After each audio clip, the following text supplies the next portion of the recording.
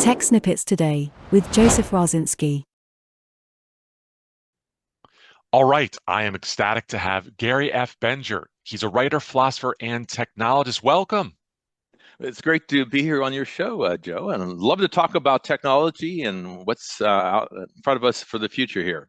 Oh, this is going to be great. So, Gary is a famous Silicon Valley technologist. He is the former eBay CFO and philosopher with a fascinating and well-informed view on the future of AI and politics. So, today we're going to hear his pearls of wisdom as he shares his insights and actionable advice about the future of AI and the challenges humans face in our rapidly evolving world. So, you've written two books right now, Yes, and that's right. Two books. Yes. the first is Journey to 2125, One Century, One Family, Rising to Challenges.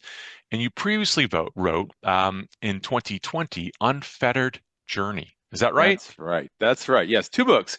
And so this has been a journey for me, and it's been in many ways focused on AI and robotics. The first one, obviously, before the ChatGPT moment 2 years ago now. The first one, Unfettered Journey, was the result of a journey I was taking after I had a 25-year tech career, and I was in CFO at eBay, took them public, and was around for the secondary $1.4 billion follow-on. And then I stayed around until there were several thousand employees and $100 billion in revenue. And then I went off to do other things. And before that, I had been in bioscience, computer peripherals, electronic design automation, that's chip design, high-tech windmills. So I had been in a lot of Amazing. the fundamental technologies in Silicon Valley. I was fortunate to have that kind of career. And then I went back to school and backfilled an astrophysics degree. And then I backfilled a philosophy degree. I got a master's in philosophy focused on philosophy of mind. And I was thinking about consciousness. and so that was the journey subsequent. And I realized that there were some important ideas in philosophy of mind and consciousness, and everyone was talking about conscious robots. Okay, and so in the philosophical field, there's something called the hard problem of consciousness. And it's really a hard problem because what is consciousness itself? So when I was thinking about that and trying to get some of those ideas out into the broader audience, I decided to do that in the form of a fiction novel. And that's how It's I rather became a novel. This is novelist. great. I'm very curious about this book. Yeah. So that book, what I did for that book, because again, I wanted to talk about consciousness. And my general thesis is that eventually robots, AIs would be coming along and get better and better. And whether they're conscious or not, we would tend to anthropomorphize the machine. It would kind of seem to us as Yes. conscious, whether it Yeah. was or not. And robots would eventually be walking around among us. Okay. And we can see, if you think about Boston Dynamics and, Right. those robots throwing free throws from the middle of the court and swishing, they're getting better all the time. So my thesis was eventually, 140 years, they're going to be here. And so that's why I placed that novel in the year 2161. And, it was philosophical. The main character was an AI scientist whose job it is to create robot consciousness. Okay. And he's having trouble doing that. And so I Wow. was exploring that whole topic. So that's my first book. In 2020, in the middle of COVID, it came out. It won 14 book awards, Wow. did quite well, and then I thought I was done. I was finished with writing novels. It's a lot of work. Uh, I'll doubt it. but then some of the fans said this is eerily authentic. That's a quote from She's Single magazine, and others were saying, well, how did we get there? 2161, and so that and some annoyance that I had with some other futurists and what they were saying, because I just think some futurists are just completely wrong. Those were the impetus for me to finally write a prequel. Ah, So, so that's the whole story of how this book, Journey to 2125, one century, one family rising to challenges. That's how it came about. That's fantastic. So this is clear. This is fiction as well. This is fiction, well, yes. And this And book go is ahead. Yeah. this book is takes place in 2125, and the main character is Max MacGyver, who's 100 years old. So guess what? He's born next year. Yeah. and his long separated grandson shows up on his doorstep and wants to know why his parents ran off to the Commune. And Ah. so the story takes place over a single day as the grandfather tells the family secrets and story to the grandson. Okay. And so what it does is it covers 3 generations of this family, starting with the first scenes in 2033. And we then see how the family, as Max says to his grandson, is more than a footnote. And so this book is parts family saga, it's parts political drama, and it's hard science speculative fiction. So what I've got is a young boy who's fleeing war in Asia. We have a young woman who is dealing with climate change in Africa. We have tech entrepreneurs who are starting AI and robotics companies, and other family members that are dealing with all of the issues that raises. We've got a young couple fighting for privacy and democracy. And we have another woman who is a bioscientist and dealing with all the great advances from biotechnology and also some of the issues and concerns with that. So this family deals with all of those challenges that I think we're going to see ahead of us this next 100 years. So that's fascinating. So if you start thinking about this a little bit, that's clearly fiction. Now, if we're going to the nonfiction world, do you think we're going to make it to 2125 at this stage based on everything that's happening so quickly? Well, that. In fact, that is one of the reasons I wrote this, because think about 100 years ago, 1920s, or even go back a little bit further. Anyone who watches the Gilded Age, that TV show, Sure. the series, it's 1870s or something. The world was very different then, right? We still had horses and ox carts and all that kind of thing. And now with our technology, it will clearly be more different 100 years from now, right? We just can see that. So think about all of those changes and how rapidly they're coming, as you say, Joe, and then how are our children, grandchildren going to deal with that? And so that's why I wrote the book. Thinking about the most important challenges of this next century, and so that, in fact, just for the readers, here's a copy. I got the hard copy. There you go. That's great. Love that cover. But let me just read the epigraph. That tends to be that piece in the front of the book that tells you a little bit about what it's really about. And here's the epigraph. Of the many challenges ahead this century, a few matter. Focus on and overcome those few, and you, yours, and the world will survive and perhaps even thrive. Okay. And so that's the whole message is, there are lots of problems out there. And the world, in fact, is very nonlinear. And so the question is, what are the most important critical challenges? And then how do we actually sit down and get them solved as opposed to just talking about them forever? No, it's wild to think about. So I used to be somewhat of a disciple of Peter Diamandis. Yes. Yes. So Dr. Peter Diamandis. Yeah, the X Prize. Yes, so X Prize, and he's funded and thought of so many new concepts and ideas, and his ideas were around exponential growth of technology, abundance for all people around the world. Yes. And you can go down different paths of like, this is his theory, there will be no hunger in X number of years. And that isn't that far away. He's saying like maybe 10, 20 years away. There will be no poverty. There'll be abundance of energy. So we'll come up with ideas around modular energy creation units anywhere you are, in different parts of Africa or in different parts of Asia, anywhere and everywhere. So people have access to these things. And then the exponential growth of technology therein, building on top of these infrastructural pieces. So that is one path, and I've been like involved in that for the last 10 years, and I think it's fantastic. But there's been a few things that have popped up recently that makes me a little bit more trepidatious about that glowing view of where things may go. And that is that when we start looking at AI and the capabilities, and you built chips, you helped design chips, and you see that growth within that. Um, we've gotten to a point where it becomes much more challenging to see that path forward if we get AGI or super intelligence.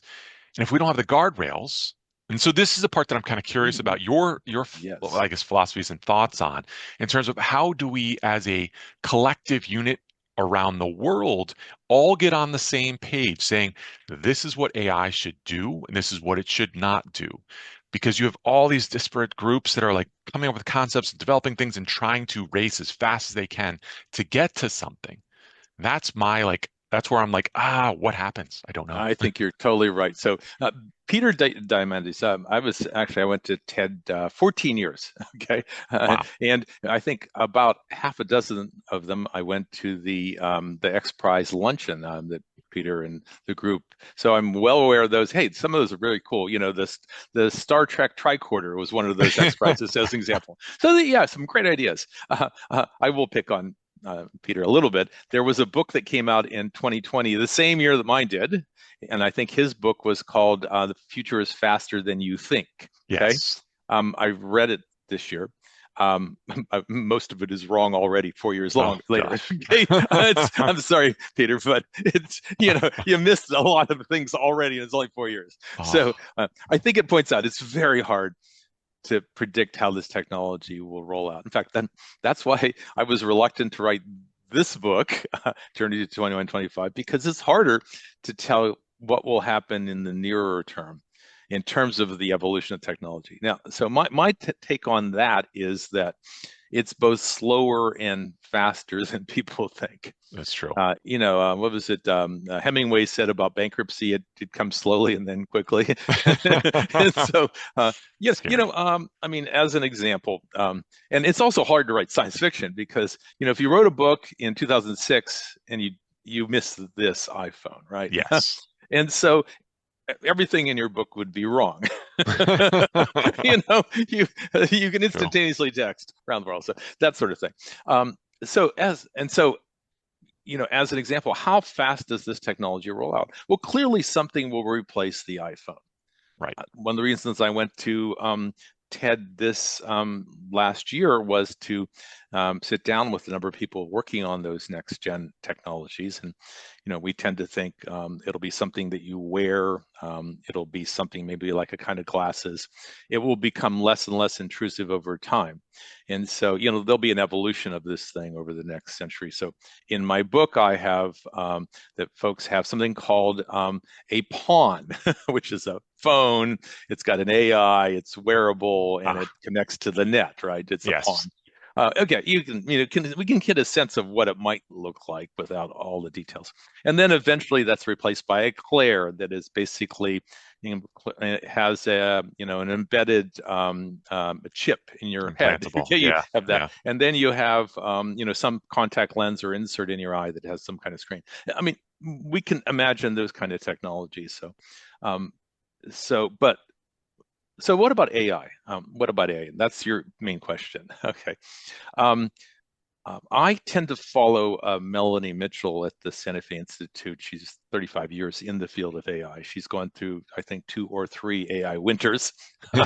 I was just talking to her actually a week and a half ago at the Santa Fe Institute. I've been on the board there for over 20 years. And she is a little bit cautious about the exuberance this time around. Um, and and so um, I I think, and she said this too, that over the next 10 to 20 years, we'll have very large changes and impacts of AI, but that we don't think that it will materially change the number of unemployed people as a result of that. How's that? Really? Because it will dramatically change jobs. There'll be lots of jobs that are displaced, but there'll be new jobs created. And so, if we're thinking that in the next 10 or 20 years, this is the job apocalypse. I don't think so. But the journey to 2125, what I do think, and this is the key, is that when robots are walking around among us and AIs are embedded in that platform, they're going to collect a different kind of data. It's going to be, and they're going to be embodied in the world. And embodiment itself is very crucial to get something that feels a little more like a consciousness. And so that will give them a change in terms of the kinds of things that they can do. And when that happens, which I think will be in the latter half of this century, that's when we'll have an enormous large amount of job loss. That's my thesis. No, and it is fascinating. And there's so many different paths to go down on that one. Because if you're talking about sort of consciousness for robots, if we are veering closer to AGI, and that some say that we already have hit that, do they have rights? Will they have rights, right. like legal rights? Oh, like Joe, humans? okay, you're hitting exactly. So let's talk about AGI, artificial general intelligence, and there are multiple definitions from all the leading companies on this. There's a lot of hype about that because, as you point out, it sounds scary, and to the degree that anyone says that it's happened or it's going to happen soon, it sounds like it is the apocalypse. I think if you dig through the definitions, there's a little wiggle room in how they write them, okay, to be able to claim it early enough. And what I've done in this book, actually, I've got a very important appendice here, and the appendice tries to be very precise. And so, for example, I have a definition of a kind of AGI that is important to us. So what do we care about? I think we care about two things. First, as you say, we worry about what's called strong AGI. Right. That is an AI that is either sentient, has feelings, or is conscious, because then it creates a moral problem for us. We have to deal with it. Can you kill an AI that is conscious? By the way, spoiler alert, my first book, Unfettered Journey, that's how it opens. Okay. So first, strong AGI. And the second one is we worry about an AI that will take all our jobs. Okay. And in fact, that whole scenario of taking all the jobs is the fundamental thesis in the first book, Unfettered Journey. What is it like when there aren't hardly any jobs? How do we find meaning and purpose in that world as human beings? That's key. That's further out. That's further out is what I think. So here's my definition for what I call practical AGI.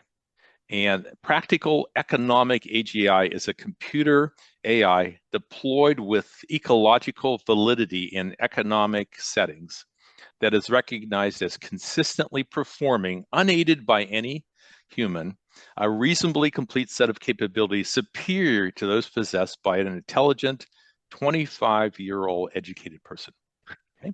So why is that important? Because if you think a 25-year-old educated person, okay, went to college, out in the world a couple of years, if an AGI is and ecologically deployed, because that gets rid of all the jobs that are out in the world, right? Not just in some cabinet someplace, right? Right.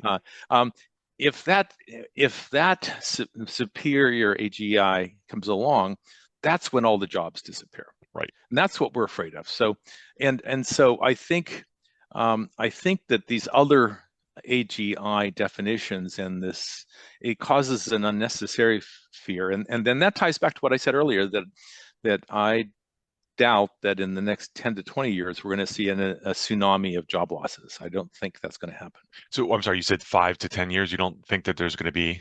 No, okay. Now we're going to have a lot of change. I mean, we can already see it. I mean, as an example, there is I'll name it Perplexity. There's an AI that I use on my phone. I think it's probably replaced 50% of my Google searches. Oh yeah, right. Yeah. These are existential threats to some of the big players, right? So yeah, it's transformative, right? It's transforming computer programming. I think some of the big players talk about having 25% of their coding replaced already. So Google announced that at their earnings report a few weeks ago. yeah, And the agentic AI, so that's the stuff that, of course, people are probably familiar with, or there will be familiar with the next year or so. That's where you're basically having AI perform tasks for you, and they can bridge the tasks together such that a larger project may have 10 tasks, and it's bridging all that together and getting something done. That yes. to me is where things really start to tick up and have impacts on things. And I do think that it will help people for the foreseeable future. But I would politely disagree that I think within 5 to 10 years, I think we're going to see significant changes to nearly every single role, whether you're a doctor, a lawyer. Um, Hmm. and I think there will be new jobs. Clearly, there will be new jobs and reformatting of what people are doing, maybe in their current job. But I think there's going to be this massive change that will impact, and we'll have to move to some UBI, so universal basic income for groups Hmm. because of it. And when people talk about exponential, last thing I'll say, because I'm curious to get your thoughts on this. Yeah, yeah, When yes, this people is great. talk about exponential growth, I think not you, but I think most people forget how dramatic that change is, such that if you're in that graph, let's say we're at that corner and you're looking up at that graph, it's almost a straight wall. It changes that incredibly dramatically over such short periods of time. So 3 months are iterative processes for new systems that are coming out, new large language models and variations therein. And then you start bringing I just came back from a robotics conference too, and it was fascinating. And I was like petting the dog, and I was like, it was fetching a bone for me and all this stuff. And I was like, what's going on here? But yeah, so I'm a tad bit trepidatious and nervous about what's coming. I'm also very positive in the sense that there could be some really cool things, but I have mixed emotions about the jobs in 5 to 10 years.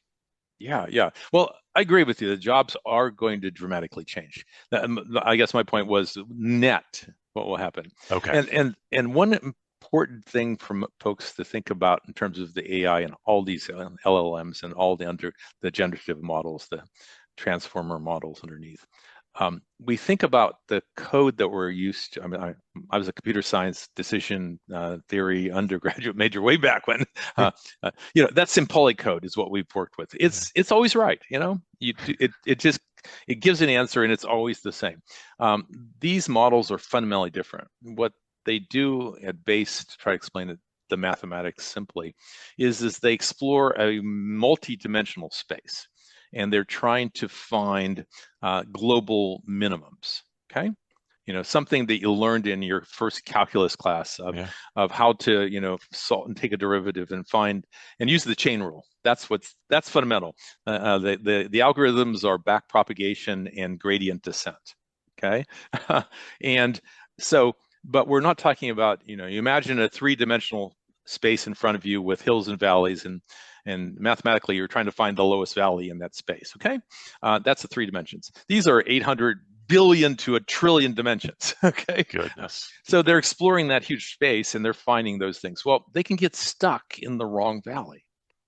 Okay, and that's how they get the wrong answer.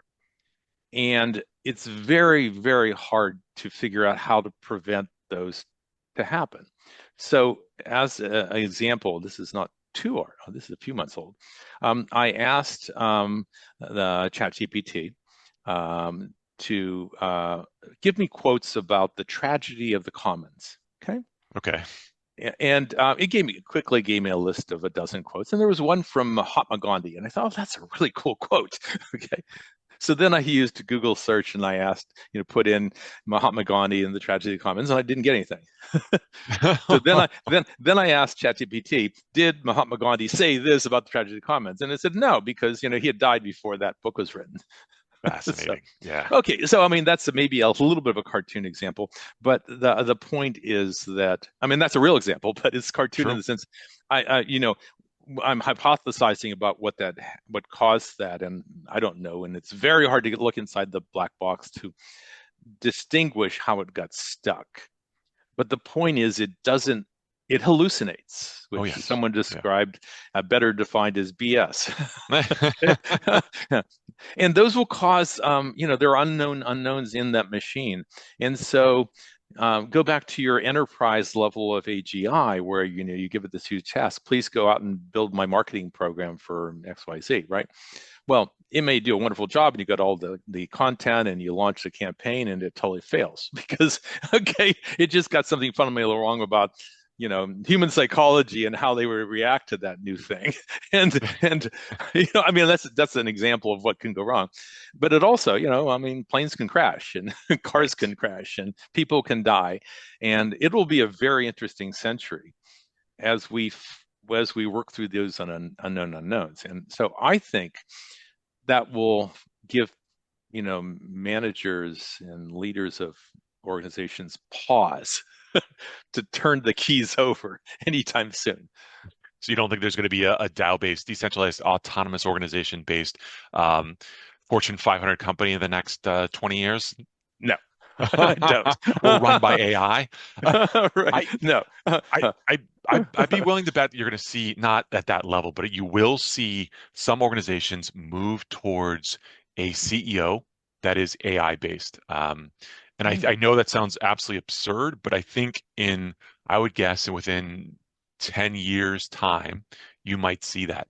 The hallucinations clearly are there, but are getting better and better. And there's still the nervousness of like, what if it's a point, if 9999% correct, but there's still that weird anomaly that may happen, and that could impact all sorts of things. Right. So the critical decision making will still reign with humans, but I think once you get down to the point of it being pretty darn accurate statistically, that it will move in that direction. I don't know. That's just Yeah, yeah, my yeah. personal opinion. Well, there was someone who was running for mayor of some place that his platform is he wanted to have an AI take over for him. Yeah. Well, we're going to have these conversations. I think you're right. So your point, and I think you can't count it out entirely. Uh, and but then it gets back to the political and social implications, which Right. again is what highlights in my book, because you alluded to the excitement in Silicon Valley and it's going to be utopian. And on the other hand, are those who think it's going to be very dystopian. We're all going to Yes. die. Okay. Yes. And I think that humans will muddle through the middle someplace. I'm optimistic in that way. So this book, I would say, is on the hopeful side. But Good. the bottom line, it's going to be a very challenging century. Yeah, no question. So I think the last question that I was thinking about a little bit was, what do you think the general takeaway is for people when they're thinking about pondering things about the book? What do you think they'll be excited about? What's the general gist with that? Yeah, I think they're going to love the characters because these are what I was trying to do is to make this future concrete and visceral, so you'll feel what are those challenges as real people grapple with that future. So already tons of great reviews. This is a Publishers Weekly editor's pick. Oh, wow. Very happy with that review. I've got already dozens and dozens of positive 5-star reviews. So they love the characters, and there's a lot of reviews that say it makes people think, which is also what That's key. and because I really do think, and finally, we do need to just buckle down and solve some of these problems because the world it's a complex, nonlinear system. Okay, as the Santa Fe Institute, teaches. And I mentioned I've been on that board for 20 some years, and everything truly is at its base on the world is organized that way. And so can I predict the future with a book? No, no, it's nonlinear. What I'd hope that I have it, I'm less wrong than anyone else. And that's why I do think that you have to include the political and the social implications of what's happening on. You just can't expect that it's all going to be wonderful. And And I think it's a little bit sad if we just kind of give up and just figure it's all going to kill us. so I so know. so be hopeful, but get down to work and solve the darn problems. That's my message. Absolutely. Well, the book is Journey to 2125, One Century, One Family, Risington Challenges. Gary, thank you so much for your time today. It's been a lot of fun. It's been fun too. Thanks so much, Joe. Tech Snippets Today with Joseph Raczynski.